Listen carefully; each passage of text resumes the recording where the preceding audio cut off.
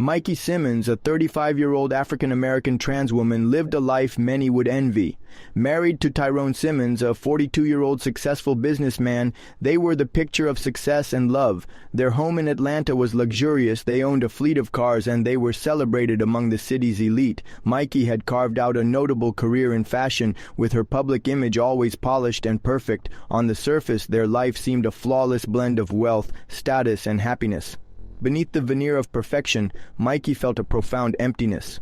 Despite her material wealth and loving husband, there was an aspect of her identity she hadn't reconciled with or shared, even with Tyrone.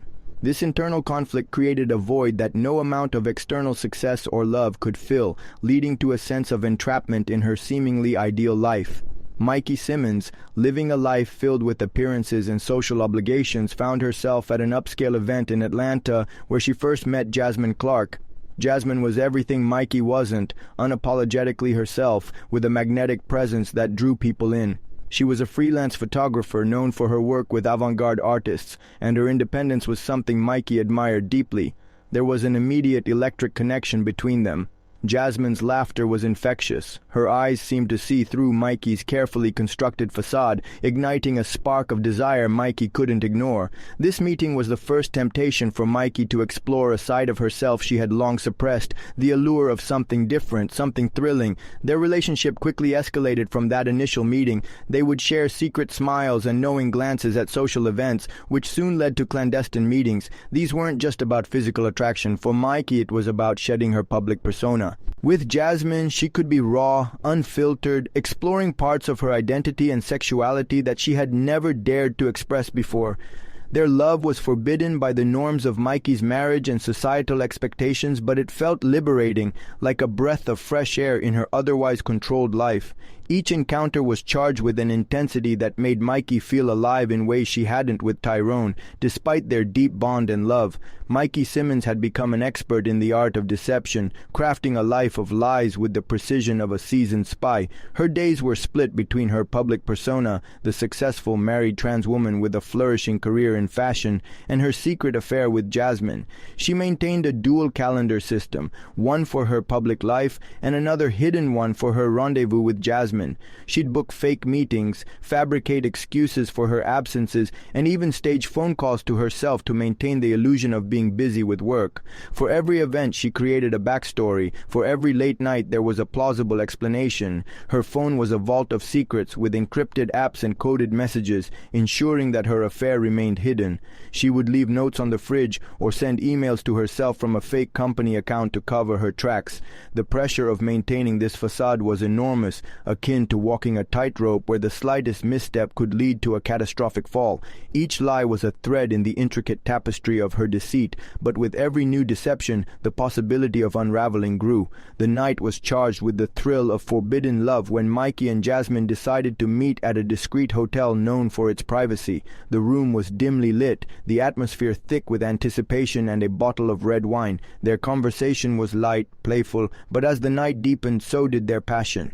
The decision to forego protection was made in a haze of lust, wine, and the intoxicating feeling of being untouchable in their secret bubble. The encounter was not just physical, it was a release from the constraints of their public lives, a moment where they could be unapologetically themselves. They were caught up in the moment, the potential risk overshadowed by the immediate gratification of their connection. The room's windows framed the Atlanta skyline, a silent witness to their recklessness, a moment where love, desire, and danger danced dangerously close. Jasmine Clark carried a secret that could dismantle the life she had built, not just for herself but for those she loved. Diagnosed with HIV years earlier, she had navigated her life with a sense of invincibility, managing her condition with medication but never allowing it to define her. Her lifestyle had always been about living on the edge, chasing thrills, and avoiding the mundane. She kept her diagnosis hidden, partly out of fear of losing connections, partly out of denial about the severity of her condition. In her affair with Mikey, she saw an escape from the constraints of her reality, a chance to feel free and loved without the shadow of her illness looming over her. Jasmine's silence was not just about protecting herself, but also about preserving the bubble of passion and freedom she had found with Mikey. Her secret was like a dormant volcano, its potential eruption capable of devastating everything in its path. For Mikey, the physical signs of her condition began to emerge subtly but insistently. She first noticed an unusual fatigue, the kind that lingered like a heavy fog, making even the simplest tasks feel like climbing mountains. Aches and pains that seemed to have no clear cause followed, along with fevers that she dismissed as flu seasons or overwork. Her body was slowly unraveling the secrets she had kept. Her skin began to show signs of distress, small cuts or sores not healing as they should, and there was a general sense of malaise that no amount of rest could alleviate. Each symptom was like a thread pulling at her carefully woven life, revealing the hidden truths beneath her perfect exterior. Mikey's mind was at war with her body, her carefully curated life beginning to show cracks, the very foundation of her existence starting to crumble. The day of the diagnosis was one Mikey would never forget. She had gone to her doctor's office under the guise of needing a routine checkup due to her persistent symptoms. The clinic was in a quiet part of Atlanta, a place where discretion was part of the service. The waiting room was sparse, the air filled with the low hum of medical machinery and the occasional cough or whispered conversation. When her name was called, she entered the examination room trying to maintain her composure. The tests were routine, or so she thought, a blood draw, some questions about her symptoms, and then the wait began. The doctor returned with the results, his face a mask of professional concern. He sat down, his voice calm but serious as he explained that her blood work had come back positive for HIV. The room seemed to grow smaller, the walls pressing in as the implications of this news crashed over her like a wave. He discussed treatment options, the necessity of antiretroviral therapy, the importance of regular monitoring, and the critical need to inform sexual partners. Mikey listened in a daze, the medical jargon blending into a noise of despair. She was handed pamphlets, a lifeline of information, but they felt like they weighed a ton in her hands. The diagnosis was a turning point, a moment where her life split into before and after.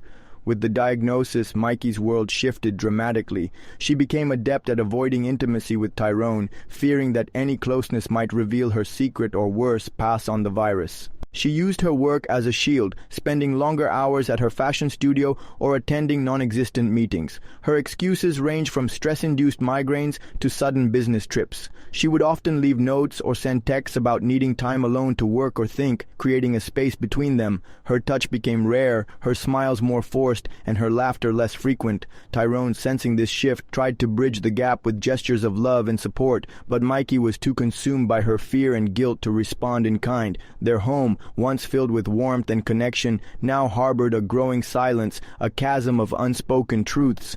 Jasmine Clark's world was now colored by the hues of guilt and regret. She had lived her life with a philosophy of freedom, chasing moments of passion and excitement, but the repercussions of her actions with Mikey were now undeniable. She saw the signs of Mikey's health deteriorating, her once vibrant energy replaced by a shadow of what she used to be. Jasmine's nights were spent in turmoil, her thoughts a relentless cycle of what-ifs and if only.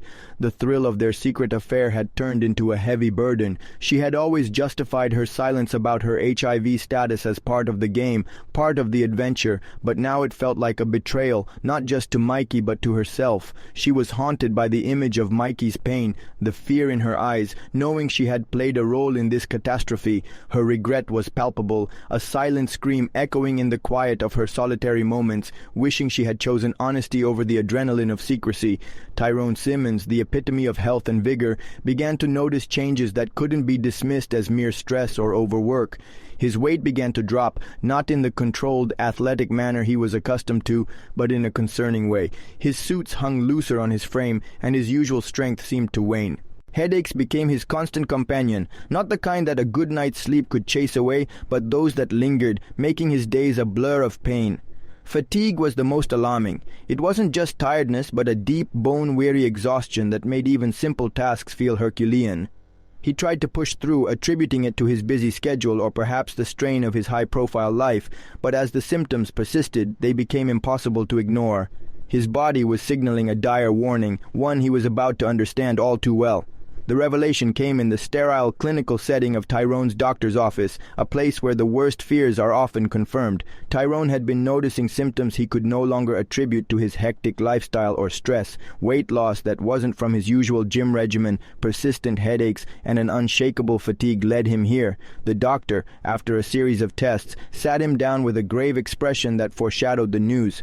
"I'm sorry to tell you this, Tyrone, but you've tested positive for HIV, he said, his voice measured but heavy with the weight of such a diagnosis.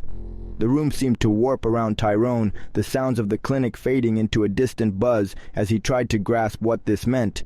The doctor spoke of treatments, the importance of starting antiretroviral therapy immediately, and the need for contact tracing, but Tyrone's mind was elsewhere, racing through scenarios, landing on one name, Mikey. The betrayal was not just emotional, but now physical, a health crisis that could alter the course of his life. His trust, his health, his future, all seemed to have been compromised in one fell swoop. The confrontation was inevitable, and it happened in their sprawling Atlanta home, in the living room where they had shared so many moments of joy and intimacy. Tyrone returned home, his mind a storm of emotions, finding Mikey in her usual evening routine, sipping wine, looking composed. But there was no composure in Tyrone's heart, only a maelstrom of hurt and anger.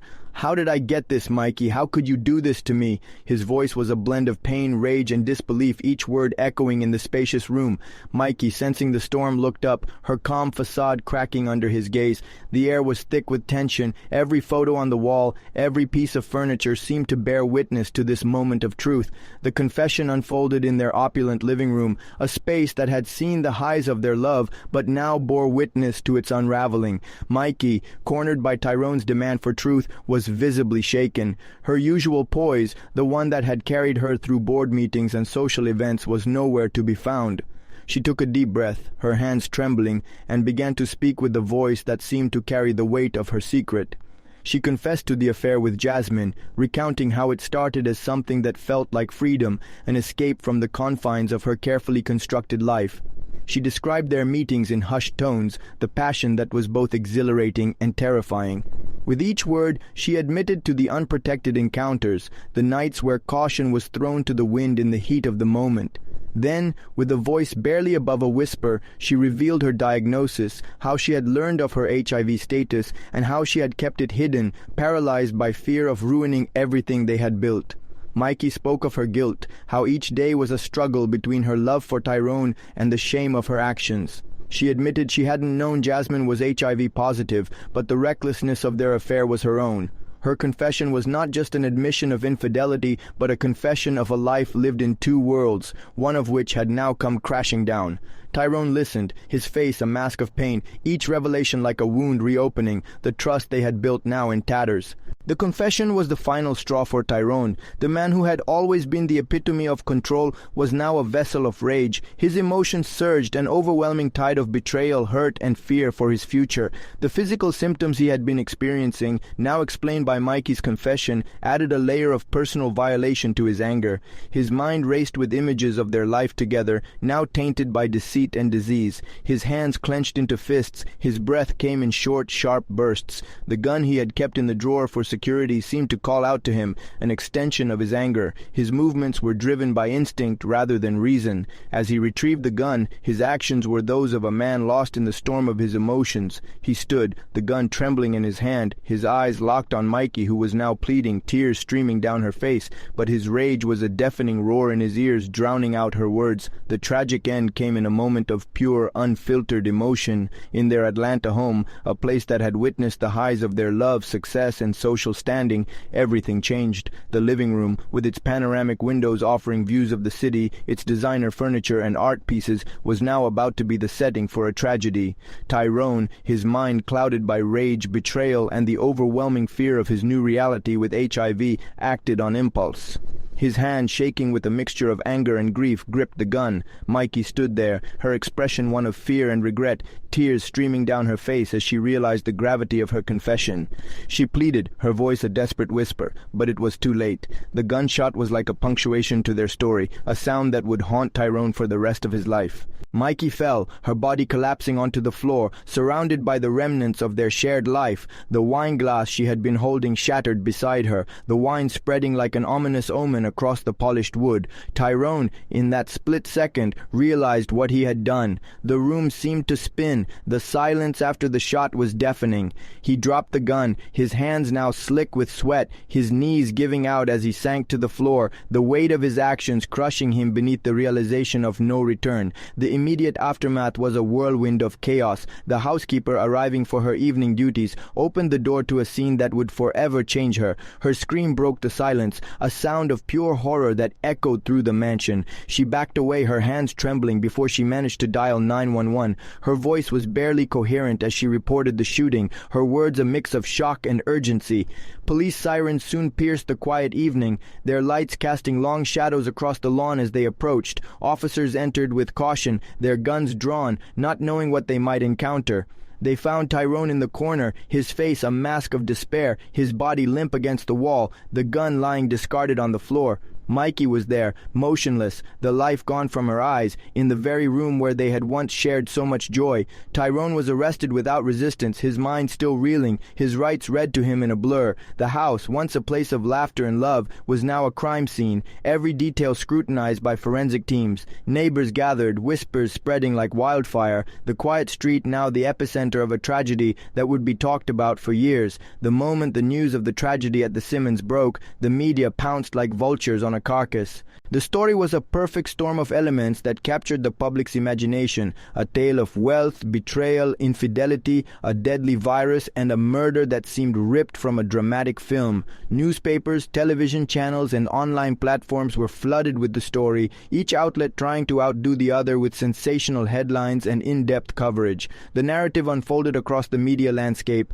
Headlines screamed of love, lies, and lethal consequences, or from Atlanta's elite to a tale of tragedy. Articles delved into Mikey Simmons' life, her rise in the fashion industry, her identity as a trans woman, her marriage to Tyrone, and the explosive affair with Jasmine Clark. The public was given a front-row seat to the dissection of their lives, from the lavish parties they attended to the secret rendezvous that led to their downfall. Social media platforms became battlegrounds of opinion. Hashtags related to the case trended, offering a space for debates on morality, justice, and the complexities of human relationships. People shared their thoughts, some siding with Tyrone, seeing his act as one of extreme emotional distress, while others were quick to condemn violence under any circumstances. Memes, opinion pieces, and personal stories of betrayal and forgiveness circulated, turning the tragedy into a broader conversation about love, trust, and betrayal. Television shows capitalized on the story, with true crime series dedicating episodes to the Simmons saga. Experts weighed in, from psychologists discussing the mental toll of betrayal to legal analysts explaining the intricacies of the case. The privacy that Mikey and Tyrone had once enjoyed was obliterated, their lives now a public spectacle, dissected by millions, fueling discussions that ranged from the ethics of infidelity to the societal treatment of HIV. The scrutiny was relentless. Journalists investigated every thread of their lives, from financial records to social interactions, attempting to piece together the puzzle of how such a high-profile couple could end in such tragedy. The affair, the disease, the murder, every detail was scrutinized, analyzed, and often sensationalized, turning their personal tragedy into a cautionary tale for the world to see. The trial of Tyrone Simmons became a focal point for national attention, a courtroom drama that played out in the public eye. The courthouse was surrounded by media vans, and inside the air was charged with tension. Each day of the trial was covered live, with reporters providing blow-by-blow accounts of testimonies, evidence, and legal arguments. The prosecution argued for premeditation, pointing out that even in a moment of rage, the act of retrieving a gun was deliberate. They described Tyrone as a man who, despite his emotional turmoil, chose violence as a solution. Witnesses for the prosecution painted a picture of Mikey's life, her achievements, and the shock of her sudden end. The defense, on the other hand, fought for a narrative of a crime of passion, highlighting the sudden, devastating revelation of Mikey's affair and subsequent HIV diagnosis. They brought in experts on psychology to discuss the impact of such betrayal on one's mental state, arguing that Tyrone's actions were not premeditated but an impulsive act born out of profound emotional distress. They painted Tyrone as a man shattered by love, not a cold-blooded killer. After weeks of legal proceedings, the jury retired to deliberate. The wait was agonizing, the public and media alike hanging on every moment until the verdict was returned. Tyrone was found guilty of second-degree murder. The judge, taking into account the circumstances but bound by the law, sentenced him to 25 years in prison without the possibility of parole. The verdict was a somber acknowledgement of the complexity of human emotions and the tragic outcomes when they spiral out of control. It wasn't just the end of Tyrone's freedom, but a grim reminder of how quickly life can unravel when trust is broken, secrets are revealed, and the human heart is pushed to its limits. As the story of Mikey and Tyrone Simmons came to its legal conclusion, the channel Motive and Mystery used this tragic tale to engage its audience further. The host, with a grave but engaging tone, wrapped up the narrative. If this story of love turned to tragedy has left you pondering the depths of human behavior, the consequences of betrayal, and the thin line between passion and destruction, then please like this video and subscribe to Motive and Mystery for more tales that delve into the darkest corners of our lives. But before you go, let's reflect on this together. Could anything have changed the course of this story? Was the outcome inevitable once the secrets were uncovered, or was there a path to redemption? Share your thoughts in the comments below. Do you believe in second chances after such betrayals, or does trust, once broken, stay shattered forever? And in a world where love can be so destructive, how do we protect ourselves and those we love from the fallout of our own desires? Remember, every like, every comment, every subscription helps us bring these stories to light, stories that remind us of the fragile nature of our relationships and the profound impact of our choices. Stay curious, stay engaged, and let's keep unraveling the mysteries of human nature together.